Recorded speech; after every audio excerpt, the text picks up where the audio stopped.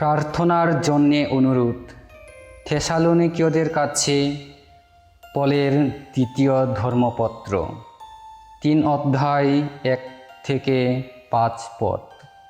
ভাই, আমার শেষ কথা, তোমরা আমাদের জন্যে প্রার্থনা করো।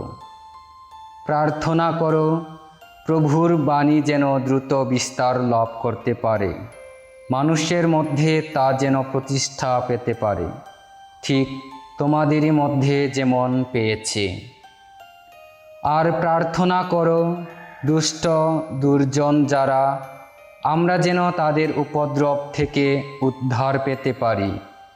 কেননা এখানে সকলেই যে খ্রিস্ট বিশ্বাসী তা তো নয়।